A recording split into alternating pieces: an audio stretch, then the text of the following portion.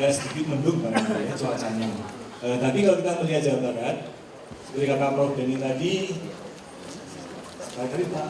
saya di depan aja. Selamat datang Pak Ridwan Kamil. Pertumbuhan ekonomi Indonesia itu 4,67 pada triwulan kedua. Jabar masih lebih tinggi, 4,88. Walaupun tadi kata Pak Denny, Jawa Barat merupakan perwujudan lain atau mikro dari Indonesia.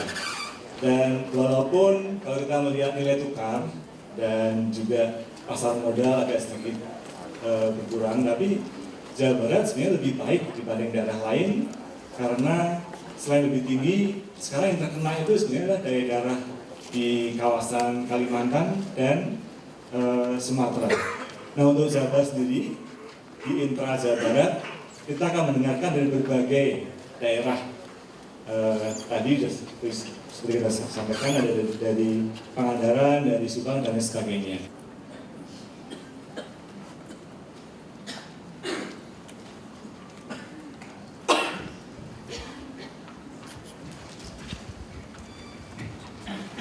Bismillahirrahmanirrahim. Assalamualaikum warahmatullahi wabarakatuh.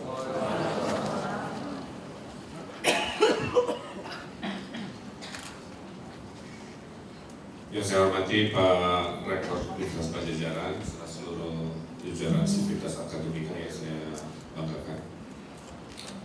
Seperti biasa kalau ceramah di Unpad selalu saya ingatkan saya juga adalah keluarga besar Unpad karena almarhum ayah saya adalah dosen Fakultas Hukum di Unpad. Profesor Denny, Bapak Pega Jawa Barat yang saya hormati, Bu Armida, para bupati, wali kota, gubernur.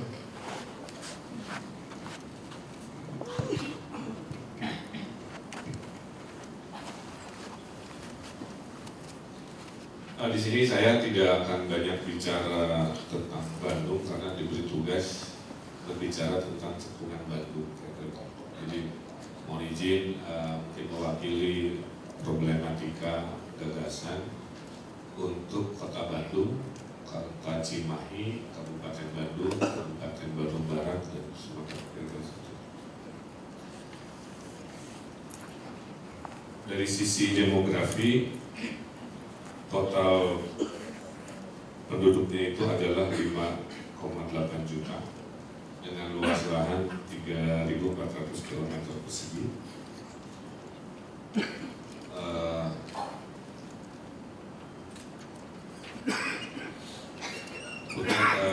Memang kertas contekan. Karena waktu terbatas, saya tidak akan banyak slide, saya langsung ke kesimpulan aja.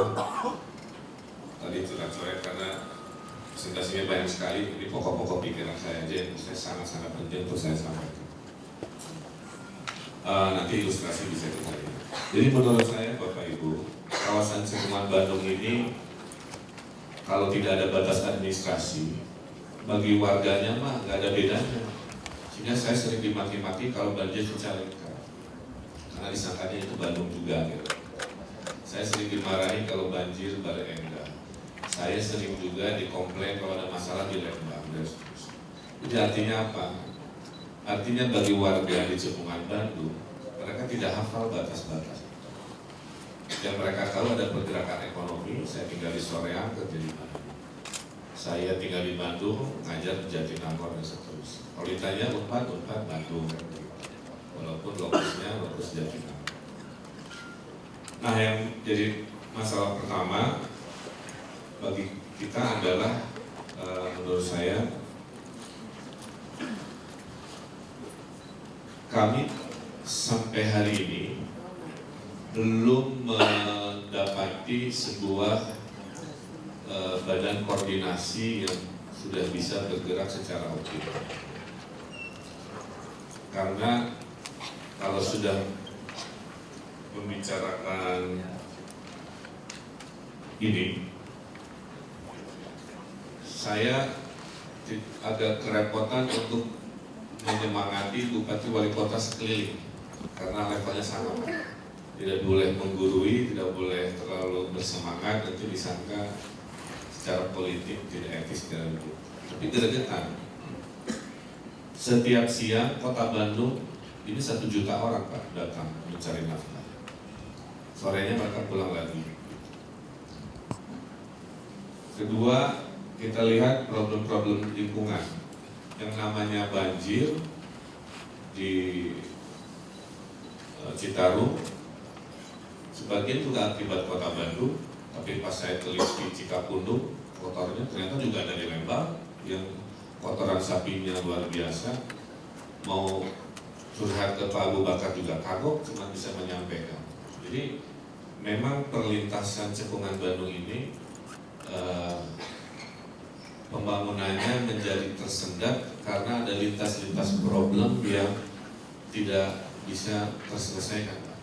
Dalam 2 tahun kepemimpinan saya menemukan problem itu. Masalah limbah, ya, sampah besar. Itu yang namanya Sarimuti akan berakhir 2 tahun lagi. Ya saya kebat-kebit juga bersama Kota Cimahi. Sehingga memang persampahan tidak bisa dikelola sendiri. Bandung tidak punya lahan untuk landfill gitu ya. Sehingga ini harus badan regional yang memutuskan. Sudah ada di Legok Nangka, tapi intinya ini contoh multidimensi problem sekarang nggak bisa diselesaikan perkotaan. Kemudian masalah air. Sempat begini Pak, saya kan harus memprotek siapa yang sekolah di Bandung. Jadi saya dahulukan KTP Bandung. Saya beri kuota sesuai aturan 10-15% untuk KTP luar Bandung. Nah Pak Bupati sempat protes, kenapa harus dibatasi yang sekolah? Kan kami juga kabupaten. Kami jadi politik, DPRD-nya, oh kalau itu kita boikot aja kota Bandung, airnya kita tahan, jangan masuk Bandung. Nah ini contoh lagi, isu-isu lintas disiplin yang akhirnya tidak membawa ke masyarakat. Kemudian masalah IPM. Saya juga terkaget-kaget ternyata Cekungan Bandung ini yang lulusan universitasnya sarjana hanya lebih sedikit dari 5% Pak. Paling besar itu lulusan SD, kemudian lulusan SMP, kemudian lulusan SMA. Coba ada slide-nya nggak di situ Pak Anton? Pak Anton. Jadi artinya pada saat kita merasa ingin bergerak maju, kalau kita refleksikan pada dunia pendidikan, ternyata tidak sekeren yang kita bayangkan. Kalau Bapak Ibu mah karena lingkungannya di Unpad, jadi merasa ya dunianya dunia yang akademis yang. Tapi kalau dilihat dari statistiknya, ternyata mengkhawatirkan.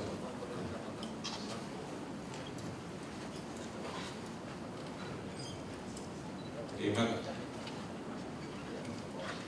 Coba sebelumnya mana? Yang ada statistik sekolah.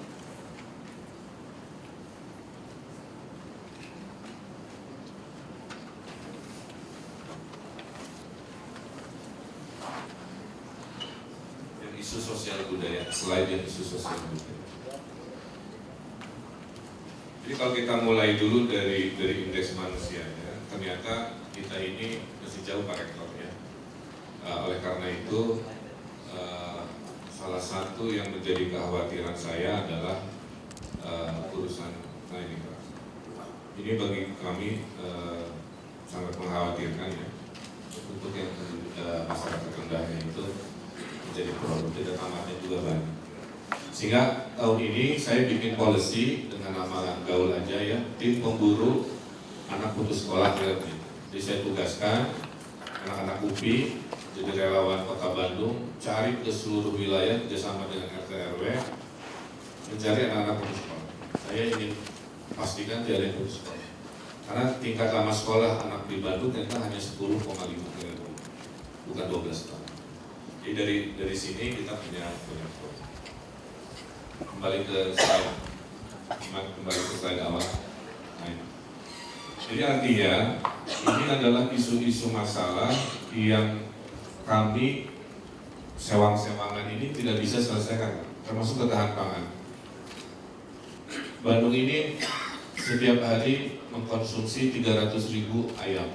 Jadi setiap hari ada 300.000 ayam meninggal dunia untuk dikonsumsi orang Bandung. 200 ekor sapi per hari. Ya. Jadi waktu ada gejolak harga naik 120 kg, 120.000 per kilogram, itu yang menjadi ibu-ibu tukang bakso. Jadi isu ketahanan pangan juga. Nah, saya kira ini yang kami hadapi, yang kalau tidak ada inovasi koordinasi menurut saya, 3 tahun kita reuni lagi konferensi, nggak ada kemajuan menurut saya. Yang ada kami bergerak dengan keterbatasan kami. Nah, yang paling parah yang menurut kami harus jadi perhatian Provinsi Jawa Barat dan pemerintah pusat adalah masalah transportasi. Karena cekungan Bandung ini sangat urban dan mobilitasnya sekarang problem. Hanya 20% orang Bandung itu naik public transport. 80%-nya seperti Bapak Ibu, bawa mobil dan kalau punya uang lebih sedikit beli motor. Saya samping PNS saya, kamu kesini naik apa? Saya naik motor Pak, dulunya angkot Pak. Tapi angkotnya di luar, banyak ngetem, 3.000. Kenapa beli motor? Udah murah Pak, 400.000 gitu, di DPI udah dapat motor. Sehingga waktu ditanya Pak Wali kenapa masih macet kota Bandung, saya bilang, saya udah selesaikan mengatasi PKL 8 lokasi, pasar tumpah sekian lokasi, ngegembok sana sini, tapi itu hanya sekian persen. Tanpa ada transportasi publik, nggak beres-beres yang namanya kemacetan. Saya semangat, pas saya mau monorail, 500 miliar per kilometer. Bandung butuh 40 km, dikalikan 20 triliun, 3.200. Mau kabel car sama juga. Saya bilang ke Presiden Jokowi, Pak, sampai kapanpun kalau berharap kota metropolitan ngandelin APBD-nya untuk belanja transportasi publik, kami nggak sanggup. APBD Bandung 6 triliun, setengahnya untuk belanja ke dalam. Buat pembangunan 3 triliun untuk semuanya, untuk pendidikan, untuk hibah, untuk kalikan 5 tahun kepemimpinan saya cuma 15 triliun. Tim kami Bapeda menghitung untuk Bandung keren, punya monorail, punya ini, punya itu 80 triliun Pak. Gitu. Jadi 80 kurangi 15, kami tekor 65 triliun. Jadi sehebat-hebatnya Pemkot Bandung sampai akhir masa jabatan saya nggak akan pernah bisa sampai yang namanya mimpi transportasi publik. Pilihannya adalah APBN turun membelanjakan. Kalau tidak, problem ini tidak akan pernah selesai. Mau wali kotanya siapa? Kita coba PPP, ternyata PPP itu Pak ada 27 regulasi yang harus kami checklist. Makanya saya paham juga yang provinsi masih berproses ya Prof. Bandung juga lagi. Nah akhirnya salah satu yang saya hadapi selama kebetulan baru 2 tahun, ternyata regulasi kita lah yang membuat kita lambat. Regulasi bikinan manusia inilah yang membuat kita lambat. Saya ambil contoh kenapa saya berargumentasi begitu Pak Rektor. Karena waktu KAA Pak, saya itu ada 20 proyek harus beres 2 bulan oleh Presiden. Itu kalau pakai regulasi normal, sampai saya bicara hari ini kan beres proyek. Tapi karena dilindungi oleh Perpres, dilindungi oleh Kejaksaan, oleh BPKP, dibikin sebuah sistem sehingga 20 proyek KA itu beres dalam 60 hari. Dulu saya beranggapan orang Indonesia kerjanya pas-pasan, makanya kalah oleh Malaysia tadi katanya Malaysia. Tapi KA membuktikan orang Indonesia hebat, doain apa aja, asal kepepet. Jadi saya selalu berimajinasi, mari kita ciptakan suasana kepepet yang diformalisasi. Jadi namun kepepet tiap hari dengan kecepatan KAA gitu, Indonesia bisa mengejar yang namanya ketertinggalan. Itu dari sisi introspeksi. Oke, kembali ke tadi. Ya. Jadi ini penting menurut saya. Mohon izin Prof Denny kalau saya diminta satu permintaan ke provinsi terkait Cekungan Bandung, kami mohon ini akselerasi. Nah saya ada contoh yang baik, coba yang lain. Di Amerika itu juga tidak banyak badan koordinasi wilayah. Yang paling bagus itu ada di Portland, namanya Metro Portland. Yang menarik di sana Pak, ternyata Badan Koordinasi Wilayah itu dia dipilih rakyat. Nah ini, ya. Coba saya tanya ke mereka, Mr. Mayor, saya elected by people. Jadi akibatnya apa? Cara kerjanya dia juga oleh rakyat dikejar-kejar dengan begitu. Karena dia bertanggung jawab langsung kepada rakyat yang memilih. Jadi asalnya ada pembantu gubernur di wilayah Cekungan Bandung yang dipilih oleh rakyat. Itu model yang di Amerika seperti itu. Akibatnya kerjanya lebih akseleratif. Kembali ke slide awal. Yang berikutnya curhatan kami di Cekungan Bandung. Berikut, kembali. Kita harus berani, saya diskusi dengan banyak pihak, memilih identitas Cekungan Bandung. Dan saya memberi penekanan, kelihatannya kami ini harus berani mendeklarasikan sebagai kawasan impact, dan itu bisa se-Indonesia. Jadi kalau mau diadu asalnya begitu. Kawasan impact ini akan menjadi unggulan kita dari Sumedang sampai ke Cimahi dan Bandung. Bahwa di dalamnya ada pariwisata urban, kota Bandungnya, ada pariwisata alam, Kabupaten Bandung Barat dan sebagainya, ada masalah. Bahwa ada industri non produktif, ada pertanian, ada masalah. Tapi semua provinsi punya juga. Tapi kalau impact kelihatannya nggak ada lawan, kira begitu. Nah sehingga kalau ini dipilih, mari kita beramai-ramai bersepakat untuk menggelontorkan kebijakan anggaran nasional. Satu nilainya Facebook, perusahaan Facebook itu, Pak, dia nilainya sama dengan APBN Indonesia. Jadi bayangkan dari satu perusahaan yang luar biasa, gara-gara dari ilmu teknologi kreatif ekonomi, bisnis value-nya itu sama dengan masa 2000 triliun. Jadi artinya the power of impact ini harus jadi sebuah goals untuk Cekungan Bandung, di mana kita tidak punya banyak sumber daya alam yang melimpah atau energi, kebanyakan ada. Tiga terakhir dari saya adalah, saya pernah dikritik oleh investor Amerika. Saya bilang, come to Bandung, invest in Bandung. Mayor, your problem is only one, connection. Dia bilang, give me a better connection, I'll bring you money investment to Bandung. Airportnya bermasalah, masih kayak terminal bis. Sekarang lagi diperbaiki. Makanya airport di Majalengka saya dukung karena itu akan akselerasi. Saya agak sedih Pak sebagai warga Jawa Barat. Provinsi paling besar penduduknya tidak punya bandara internasional. Jawa Timur ada beberapa, Jawa Tengah ada beberapa. Jawa Barat tidak ada karena Cengkareng kan di Banten. Jadi harusnya selain Majalengka pun Pangandaran harusnya punya juga lebih, dan kota-kota lain seperti itu. Saya melihat ternyata Banyuwangi yang dulunya tidak terkenal sekarang menjadi baik, bahkan airport sendiri karena lobby-lobby politik bupati. Jadi better connection ini jika tidak ada, pertumbuhan ekonomi Cekungan Bandung gitu-gitu aja. Sudah koneksi dari luarnya terbatas, koneksi internalnya juga terbatas. Jadi waktu kemarin ada wacana kereta api super cepat dari Jakarta ke Bandung, saya sih senang-senang aja karena setelah kami hitung pertumbuhan Bandung yang 8,9% bisa double digit dengan arus barang yang dari 3 jam menjadi 30 menit. Tapi dulu wacana itu kekhawatiran ke saya bukan soal jadi tidaknya proyek. Ini proyek menjadi si penumpang saya tampung naik turun di Gede Bage Kasawah gitu terus monorail Canjani bus dan waduh jadi lebih banyak problem internalnya gitu. Nah berikutnya tadi ada Bu Armida dari duduk di Bappenas. Saya cerita begini Pak, sekarang saya berkesimpulan kenapa Indonesia lambat. Ternyata pembiayaan pembangunan kota kabupaten itu ada 3 tipe dalam pemahaman saya. Satu tipenya Indonesia konvensional Pak. Saya punya 1 miliar belanja 1 miliar, saya punya 2 miliar belanja 2 miliar. Yang terjadi saya bikin sekolah 2 per tahun, nunggu APBD lagi tahun depan belanja 2 lagi, nunggu lagi APBD tahun ketiga belanja 2 lagi. Itu yang bikin lambat.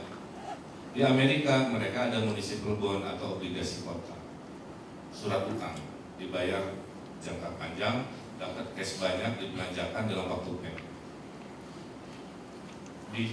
Yang ketiga yang paling keren yang ingin saya perjuangkan, Prof. Denny, adalah pembiayaan seperti di Inggris. Kalau di Inggris Pak, semuanya dibiayai oleh swasta.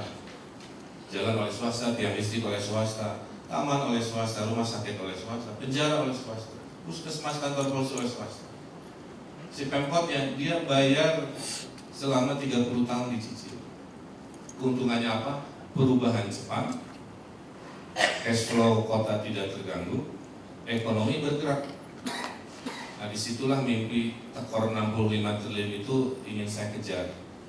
Karena kalau tidak ada inovasi seperti di Inggris ini, sementok-mentoknya Pemkot Bandung kan 15 T berarti. Nah ini kami mohon dibantu agar kami diizinkan melakukan public private partnership, tapi tidak hanya proyek yang ada duitnya seperti investasi di transportasi, tapi di tempat yang lainnya. Keuntungannya apa? Keuntungannya seperti tadi, kalau Bandung bisa membayar per tahun 1 triliun nyicil selama 25 tahun, menurut teori investasi Mr. Mayor, I give you 10 triliun. Sehingga 10 triliun saya bisa belanjakan dalam 2 tahun ke depan. Jadilah si monorail, jadilah cable car, jadi sekolah semua kayak Singapura bisa. Nah yang jadi masalah adalah regulasi. Jadi kami sedang berharap ke Bappenas, Menteri Keuangan, agar kami diizinkan untuk PPP, tapi bentuknya udah jadi barang. Saya tidak terlalu suka obligasi kota, karena nerima uang Pak.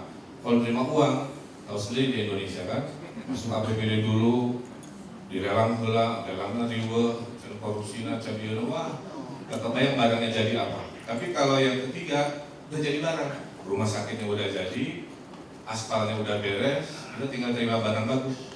Begitu kita. Teorinya itu seperti teori ekonomi rumah tangga. Saya menikah dengan istri saya, belum punya uang kan nggak harus nunggu 1 miliar untuk punya rumah. Saya KPR, ya 30 tahun. Saya pengen punya mobil, nggak usah nunggu 600 juta untuk beli mobil. Saya kredit mobil, hidup nyaman, cash flow keluarga. Nah, logika yang sama ingin kami bawa untuk membangun kota kabupaten.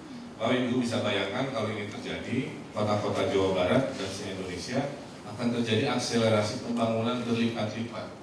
Uang berputar, pekerjaan banyak, cash flow kami aman. Itu mimpi Indonesia yang ingin kami tawarkan dari. Terakhir dari saya adalah, saya percaya teori desentralisasi. Semakin kekuatan ini desentralisasikan, perubahan cepat Pak. Saya di Bandung sama seperti di Subang, saya kasih RW 100 juta per tahun. Sehingga program-program atau masalah kecil yang perintilan jalan semplak, itunya masjid yang kurang karpetnya, dan bisa diselesaikan oleh Pak RW-nya dengan koordinasi kelurahan, karena uangnya ditaruh di kelurahan. Tapi kalau dulu dikit-dikit lapor wali kota, dikit-dikit minta wali kota. Tahun lalu sebelum program ini kami jalankan, saya ngambil keputusan 1.200 segala rupa, dari daging sapi sampai orang mati. Jadi nggak efisien. Nah dengan desentralisasi ini ternyata bergerak Pak, semua sibuk. Sehingga saya bisa ngurus yang strategis, Pak Lurah ngurus yang sifatnya rutinitas. Nah bayangkan kalau ini terjadi juga, semua desa-desa, kelurahan-kelurahan dibantu oleh provinsi, ada anggaran yang dikelola, sehingga hal-hal rutin bisa beres, kita bisa berpikir lebih jauh. Saya kira karena waktu terbatas, ya, tapi ini poin-poin yang menurut saya penting menjadi agenda ke depan, khususnya saya mewakili Cekungan Bandung. Tanpa ada inovasi koordinasi, tanpa ada inovasi aksesibilitas, koneksi, tanpa ada inovasi anggaran, PPP tadi, dan tanpa ada inovasi politik desentralisasi, saya tidak yakin yang namanya Cekungan Bandung ini 5 tahun lagi ada progres yang luar biasa. Yang ada hanya kemajuan, tapi kecepatannya secukupnya. Dan inilah peran Universitas Padjadjaran. Ini curhatnya kami para kepala daerah, mohon dibantu sesuai keilmuannya, tolong kami, karena kami punya SDM juga terbatas Pak. Mimpinya panjang, tapi SDM-nya juga pas-pasan. Saya perlu sampaikan dari kepala dinas kami diakses oleh Menhan kemarin hanya sepertiga Pak yang masuk kualifikasi. dengan kecepatan dan skala kapabilitas segitu, ekspektasi warga Bandung ke saya tingginya luar biasa. Jadi ya itulah apa adanya, tapi tetap semangat, kita hidup adalah perjuangan. Itu aja, terima kasih. Silakan dari kami.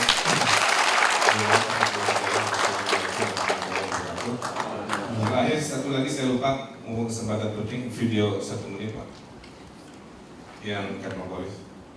Karena saya percaya IPTEK itu menjadi identitas Jawa Barat dan identitas Cekungan Bandung, maka saya juga berterima kasih ke Profesor Denis Bapeda sudah meloloskan RDTR Kota Bandung, Pak. Atur nuhun atas nama warga Bandung. Dan saya mau laporkan Gede Bage itu Pak, dulu oleh developernya hanya mau jadikan perumahan, mau jadikan Antapani jilid 2, mau jadikan Margahayu Raya jilid 2. Pas saya jadi wali kota saya bilang nggak bisa, kamu harus beli nilai tambah. Saya nggak akan izinkan kecuali kamu jadi kota. Pak, ekonomi apa yang harus saya tarik? Saya bilang ekonomi inovasi. Namanya apa? Namanya Teknopolis. Sehingga secara teori akan lahir 400.000 pekerjaan baru dengan high skill labor di Gede Bage. Bulan depan dengan bangga saya sampaikan saya akan tanda tangan investasi 1 triliun Pak.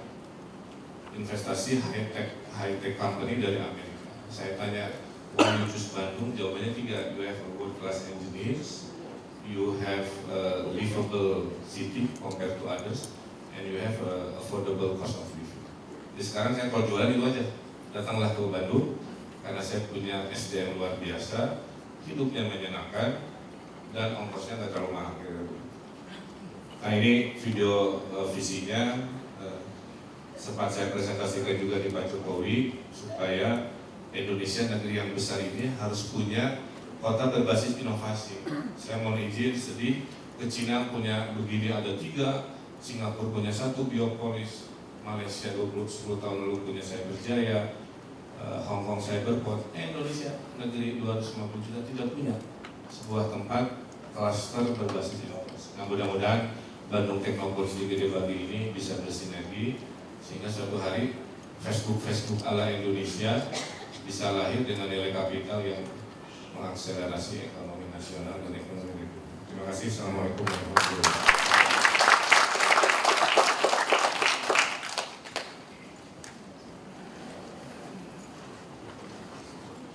Kita tunggu sebentar ya tayangnya. Bapak sekalian, kita sudah sedikit melewati waktu, tapi kita masih punya penangkap dari kedua narasumber.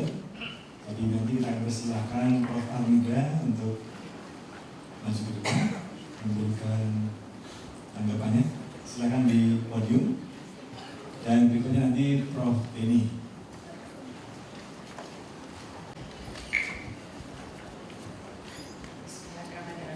Assalamualaikum warahmatullahi wabarakatuh. Salam. Pak Rektor yang saya hormati, Pak Kepala Bapeda, para panelis, Bapak Wali Kota, Bapak Bupati, serta Bapak Ibu peserta seminar, utamanya para guru yang saya banggakan. Saya diberi tugas untuk memberikan semacam komen dari paparan yang sudah disampaikan. Saya tidak akan terlalu lama ini karena waktunya sudah melewati.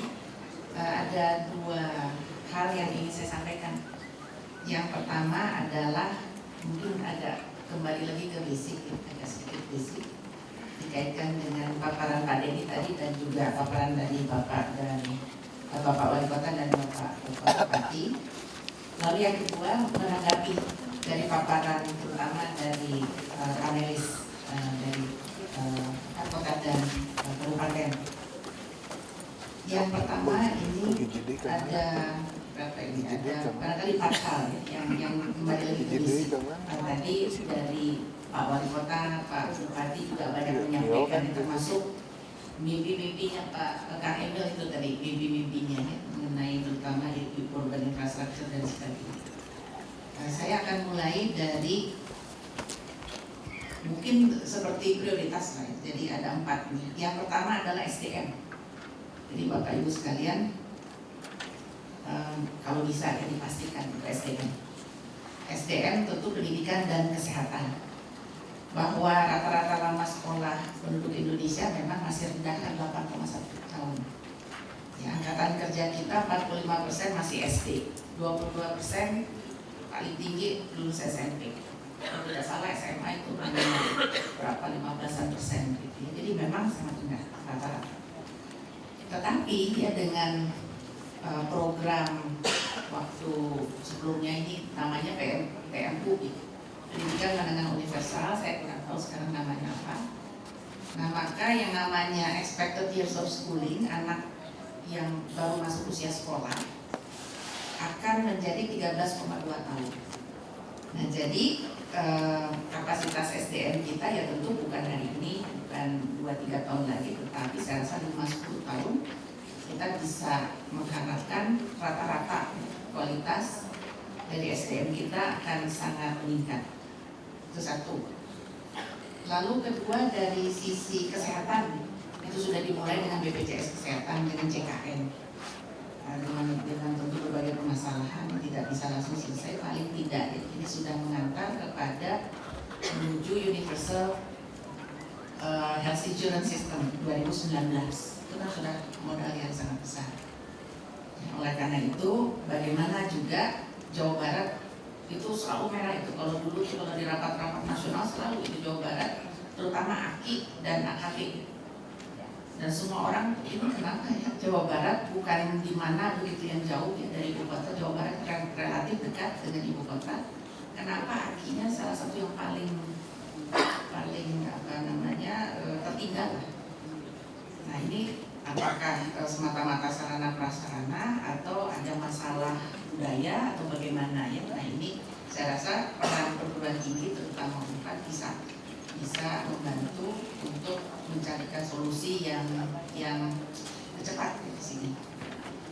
Kemudian bonus demografi itu juga waktu saya di pemerintahan ini salah satu yang kita highlight, dan Provinsi Jawa Barat adalah salah satu provinsi yang bisa memanfaatkan bonus demografi karena dari 34 provinsi di Indonesia tidak semua.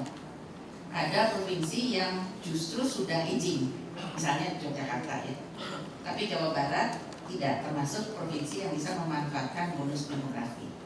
Nah, bagaimana ini bisa memanfaatkan peluang bonus demografi dengan situasi existing SDM-nya yang berangkatnya dari relatif tidak terlalu tinggi. Termasuk di sini juga tentu program-program kegiatan untuk mendukung prioritas bidang kependudukan. Nah, ini juga yang sangat penting. Jadi kalau bicara SDM tidak hanya pendidikan kesehatan, otomatis juga kependudukan. Nah, saya sekarang harus lupa ya, masih di Bappenas atau enggak. Jadi waktu saya masih di Bappenas launching proyeksi penduduk 2010-2035 Januari 2014 waktu itu. Nah, di situ tentu dengan asumsi termasuk laju pertumbuhan penduduk, TFR, total fertility rate, NRR dan sebagainya, penduduk tumbuh seimbang 2022. Nah, kalau semua asumsi ini lewat ya, kan asumsi, maka penduduk Indonesia akan 305 juta pada 2035, penduduk usia muda, bonus demografi dan seterusnya. Jadi ini semua tentu proyeksi itu asumsi. Nah, kalau asumsinya lewat ya, misalnya berbagai program kependudukan itu lewat seperti beberapa tahun yang lalu, nah ini tentu kondisinya akan berbeda. Oleh karena itu bidang kependudukan menjadi salah satu yang penting masuk di Jawa Barat. Kemudian yang kedua, yang basic yang kedua adalah pembangunan institusi dan tata kelola. Jangan sampai dilupakan ya. Saya hafal betul ya kalau ketemu dengan daerah, rata-rata ya, kalau daerah itu rata-rata, terutama dengan pusat ya, yang disampaikan banyak mengenai infrastruktur. Bolak-balik infrastruktur ya. Tapi kami juga waktu di pemerintah ya, juga tidak bosan-bosannya mengingatkan selain SDM adalah pembangunan institusi dan tata kelola. Itu sangat penting. Jadi salah satu keberhasilan pembangunan, ingin mempercepat, akselerasi, ingin inovasi dan seterusnya, banyak sekali ya yang ingin dilakukan dalam bentuk terobosan. Kalau tidak didukung SDM, kemudian juga institusi dan tata kelola yang baik, ya saya rasa nggak mungkin ya, pasti kedodoran. Oleh karena itu ini harus menjadi prioritas yang tinggi. Oleh karenanya yang penting untuk bagaimana menempatkan orang-orang yang baik atau terbaik bisa. Ya, jadi istilahnya apa namanya? Ya sebagai focal point ya. Di pembangunan institusi, tata kelola dan governance. Yang ketiga adalah infrastruktur. Infrastruktur itu ada dua, infrastruktur dasar dan infrastruktur wilayah. Nah, memang yang sering diributkan tuh infrastruktur wilayah biasanya, konektivitas dan lain-lain itu penting ya. Biasanya pemerintah pusat juga sudah memiliki daftar yang prioritas infrastruktur nasional, tinggal dilingkan ya, digabungkan. Begitu juga provinsi. Nah, infrastruktur dasar ini adalah sebetulnya tugas dari kabupaten kota. Katakanlah kalau kita melihat target pencapaian MDGs ya, beberapa yang terkait dengan infrastruktur dasar kita itu masih agak jauh, misalnya air bersih dan sanitasi yang layak. Padahal ini nanti dampaknya kemana-mana, termasuk kaitannya dengan kesehatan dan juga pengentasan kemiskinan. Yang keempat adalah arah pengembangan ekonomi, itu juga penting. Jadi nggak mungkin misalnya ya betul bahwa sekarang prioritas atau fokus pada infrastruktur. Tetapi kalau infrastruktur saja tidak cukup untuk mengembangkan atau menggerakkan ekonomi. Jadi harus ada arah yang jelas mengenai pengembangan ekonomi daerah. Ekonomi daerahnya itu apa? Dikaitkan dengan ke depan, ya. Jadi jangan semata-mata ke belakang, tetapi juga dikaitkan ke depan. Nah, di tingkat nasional, ya, pengetahuan saya yang ingin dijadikan leading sektor kembali adalah industri pengolahan, sektor industri pengolahan, manufacturing, sektor jasa, terutama ya pariwisata dan ekonomi kreatif. Nah, itu dimana saya yakin Jawa Barat adalah salah satu daerah provinsi yang justru ini ya, industri pengolahan, jasa, ekonomi kreatif dan sebagainya ini merupakan salah satu pusatnya di Jawa Barat. Nah, jadi itulah 4 hal yang ingin saya berikan komentar. Lalu yang bagian kedua yang tadi terkait dengan berbagai presentasi dari Bapak Wali Kota, Bapak Bupati, yaitu begini ya. Jadi memang ya tiap daerah itu ingin untuk berpikir ya untuk masing-masing daerah. Nah, tapi bagaimana ya juga menempatkan pembangunan masing-masing kabupaten kota itu dalam kerangka provinsinya dan dalam kerangka nasional. Nah, itu yang kadang-kadang susah. Ya, jadi maksud saya begini, jadi misalnya setiap kota, setiap kabupaten, setiap ini sering ingin punya bandara sendiri, sering ingin punya pelabuhan sendiri yang mungkin tidak memungkinkan dan juga tidak efisien. Jadi harus lihat dulu begitu bagaimana nasionalnya, bagaimana provinsinya, dan juga kaitkan dengan pengembangan ekonomi. Nah, khusus Jawa Barat yang kaitan dengan pengembangan industri itu, khususnya kawasan-kawasan industri dan sebagainya, ada 7 faktor yang paling dilihat oleh potensial investor. Satu adalah ini semua banyak terkait dengan akses. Satu adalah jalan. Apakah itu jalan pokoknya jalan, akses jalan yang lancar termasuk tol. 2 adalah pelabuhan, akses, tidak mesti ada pelabuhan tetapi akses ke pelabuhan. 3 bandara. Kemudian yang lainnya terkait dengan utilitas listrik, ketersediaan listrik, gas untuk industri, air bersih, dan yang terakhir tenaga kerja. Ketersediaan tenaga kerja itu juga penting.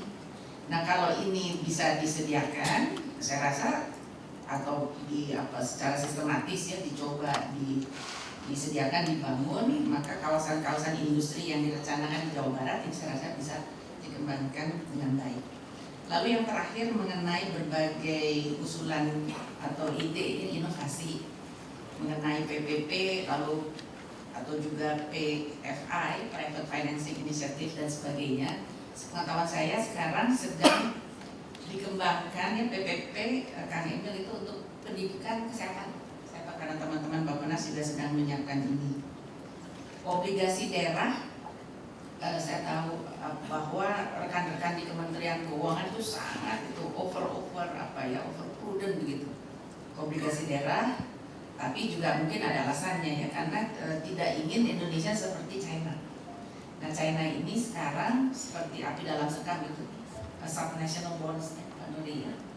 Jadi ini kan mereka udah mulai masuk ke berbagai permasalahan ekonominya mereka, salah satunya daerah-daerah itu terkait dengan obligasi daerah yang diterbitkan juga yang bisa potensial sebagai pelaku.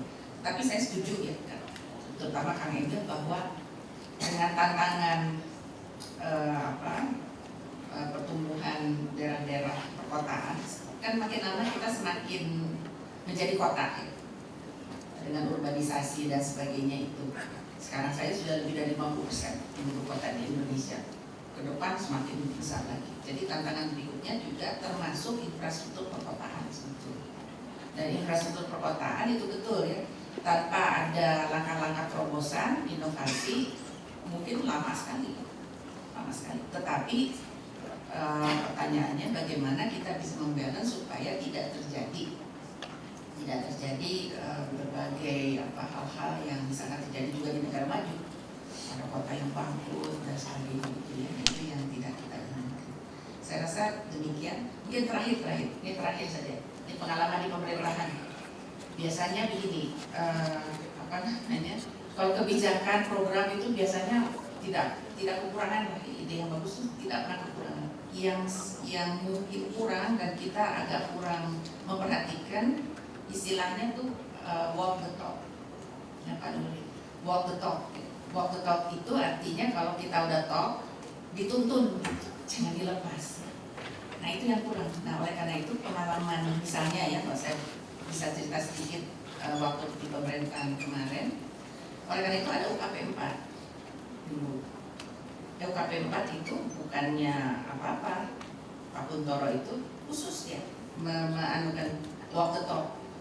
Dia ada format 8 kolom misalnya bandara apa ya mau dibangun selesai 2015 itu rinci 1 tahun misalnya tahun 2013 ada saya lupa ada B02, B04, B06 itu 2 bulan harus jadi apa, 4 bulan jadi apa, itu di ini pakai checklist dan dipantau, dimonitor.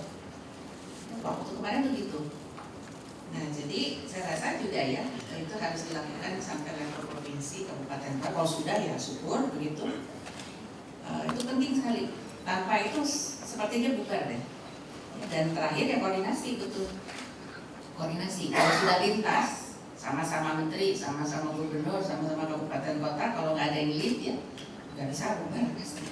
Nah, mekanisme semacam ini yang barangkali baik juga untuk dipikirkan. Jadi jangan hanya idenya ya. Yang tapi juga bagaimana implementasi dan semua bisa dikawal. Saya rasa demikian Pak Moderator. Sekali lagi terima kasih atas kesempatannya. Assalamualaikum warahmatullahi wabarakatuh. Terima kasih. Saya sudah menyimak dari berbagai narasumber. Jadi sebetulnya mungkin tadi yang kayaknya itu ya, kita tuh berkomunikasi gitu, tapi substansinya nggak nyambung. Kita tuh sering ketemu, tapi nggak nyambung sama-sama seperti itu. Nah, saya tadi dengan Pak Rektor mungkin harus ada semacam perwalian gitu. Dosen cerita begini, mahasiswa ini sudah walinya kan gitu, supaya bisa lulus tepat waktu. Karena statistik memang banyak di Jabar itu 15 tahun itu. Jadi kalau Bapak baru berapa tahun untuk menciptakan monorail, tenang aja, Pak 15 tahun. Gitu. Jadi kita ingin coba satu periode kepemimpinan bupati atau wali kota itu jadi gitu. Jadi situ oleh itu ada terobosan. Ya saya ingin ini dulu. Coba saya 19 ya. Ini penting. Saya 19 bisa bantu. Ini prinsip-prinsip yang dijalankan ya. Ini udah kali-kali debat di sini, ini nggak ketemu karena yang kota dengan kabupaten juga memang ini jomplang di sana. Bisa Pak? Slide 19 ya, sambil jalan. Jadi dengan tadi Ibu Armil menyatakan memang rata-rata sekolah gitu ya, itu fakta. Jadi bonus demografi itu memang bonusnya ada gitu, tapi pendidikannya enggak kekejar. Nah, oleh karena itu pendidikan bisnis seperti apa yang hanya lulusan SD, SMP-nya nggak tamat. Nah ini, jadi yang paling pertama yang atas ini. Nah, jadi di dalam PRA itu telah dipilihnya itu adalah Regional Development for People. Nah inginnya itu kan people center development, inginnya sehingga rakyatnya hebat begitu, sehingga pemerintah itu tinggal regulasi dari yang ambil itu betul. Mau dibikin apapun, tetap ini regulasi Jakarta itu ya ibaratnya itu buka pintu aja ada aturannya, nyala matikan lampu itu kita tidak ada peluang. Misalnya sekarang bupati wali kota ini ngasih insentif ke pegawainya, pasti disebut kalau harus ada Mendagri. Saya pada saya begini, Mendagri itu bukan atasan gubernur dan bupati wali kota. Mendagri itu adalah pembina. Nah pembina itu bukan atasan, tetapi di dalam regulasinya pembina itu jadi atasan. Nah oleh itu saya beberapa kali misalnya keputusan 20% dana pendidikan, 10% dari kesehatan itu bisa diketok oleh DPR karena komunitasnya diajak bisa sejak awal. Jadi bukan diselesaikan di dewan. Ya, itu jadi komunitasnya. Jadi kalau ini ABG gitu, jadi ABGC gitu. Tapi presentasi ini dikritik oleh Polda dan Kejaksaan. Pak Dedi kurangnya harus ada titik law and regulation. Karena apa? Pemerintah karena tidak punya uang kerjasama dengan pebisnis. Ternyata dia KKN atau dengan akademisi supaya kelihatan ilmiah kerjasama dengan Pak Rektor, ternyata salah gitu. Nah oleh itu Kejaksaan minta dikasih, saya turuti law and regulation. Jadi bagus Pak Rektor. Sehingga dengan demikian dana riset 50 miliar per tahun, lalu 5.000 ruang kelas baru.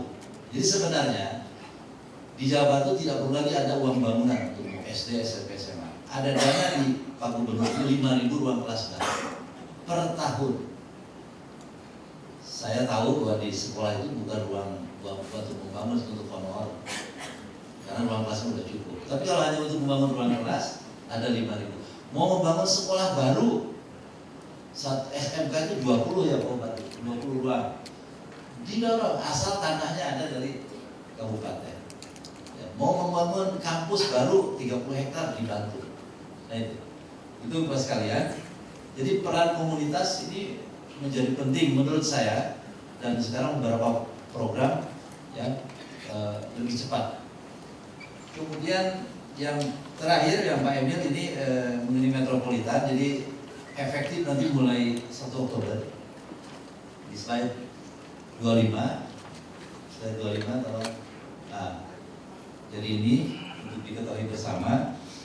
Jadi ada organisasi baru tentang daerah-daerah tertentu ini. Jadi bukan lagi Bakoril atau PKPP, tapi nanti ada dewan metropolitan dan ada Badan Pengembangan Metropolitan Pertumbuhan. Nah, jadi ada 3 ini metropolitan, ini kembaran dengan Jakarta sudah dikatakan. Ini adalah Bandung Rayanya, kalau ini Cirebon Raya. Lalu ada 3 pusat pertumbuhan di Jawa Barat, di selatan.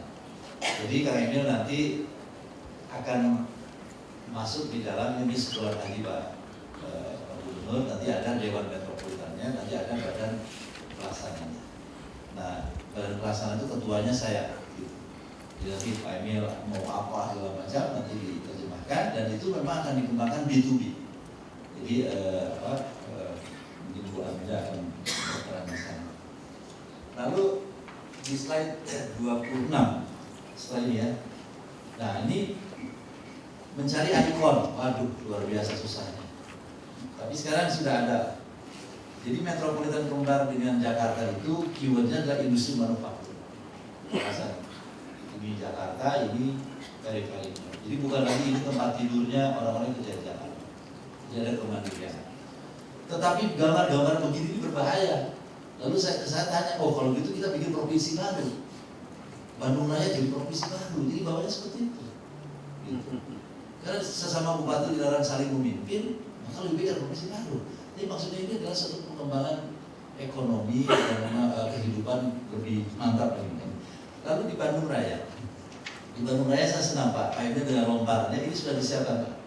Jadi cirinya Bandung Raya itu dekat keyboardnya ada Intex. Nah, jadi sudah cocok. Nanti tinggal turunan dari KMB ini kita jalankan. Misalnya nanti tahun depan kita minta aja ke Pak Gubernur, ke DPR, bisa untuk membangun 1 triliun kita plot. Jadi kalau 1 triliun kita keluarkan, kalau secara bisnis kita bisa mendapatkan 4 triliun partner. Kira-kira begitu. Ini sudah ada dan saya ingin membacakan Pak Rektor, ini ajakan dari Pak Gubernur kepada kampus-kampus. Ada 6 paling tidak, nomor 34 penutup. Nah, pertama mengharapkan Pak Gubernur itu minimal 30% tugas akhir mahasiswa itu menghasilkan solusi atas kendala dan problematika pembangunan Jawa Barat. Jadi di jurusan apapun, di provinsi apapun, dananya disediakan oleh provinsi. Biasanya bantuan tugas akhir. Kalau S3 itu 25 juta, S2 15 juta, S1 7,5 juta. Itu dananya banyak. Termasuk para atlet, tidak boleh lagi ada atlet Jawa Barat menjual medalinya untuk menyekolahkan anaknya. Kedua, aktif dalam kegiatan KKN tematik yang diselenggarakan oleh pemerintah di Jawa Barat bekerjasama dengan kabupaten kota dan berbagai perguruan tinggi. Jadi di mana ada perguruan tinggi itu? Di Bandung tuh mungkin hampir 150-an perguruan tinggi. Jadi ya KKN ini sebenarnya luar biasa itu. Ya. Di kabupaten lain mungkin hanya 2 atau 3. Nah itu akan dibebankan ke sana. Jadi kalau tidak maju, maka kampus itu ikut tanggung jawab, jangan ikut nyalahkan gitu. Itu seperti itu. Nah kalau kebutuhan dananya sudah disediakan, kan 20% itu hampir kira-kira 4 triliun. Ambillah 2 triliun per tahun, itu luar biasa. Kemudian yang ketiga, aktif dalam kolaborasi riset. Nah ini Pak Bupati Majalengka sering tuh ke saya tidak lanjuti Pak. Jadi salah satu masalah kenapa Bandara Kertajati ini terseok-seok, karena memang tidak diteliti utuh dari awal. Ya. Jadi terlewat Majalengka itu, jangan-jangan nanti Majalengka itu kalah dengan Kertajati Aerocity-nya, gitu. Nah ini yang harus utuh. Jadi ada studi komprehensif gitu dari berbagai sektor. Nah makanya itu diteliti itu bukan FS gitu, beda. Ini. Kemudian berpartisipasi dalam mendukung program sistem inovasi daerah. Nah ini Pak, ini tadi ingin ada inovasi apa?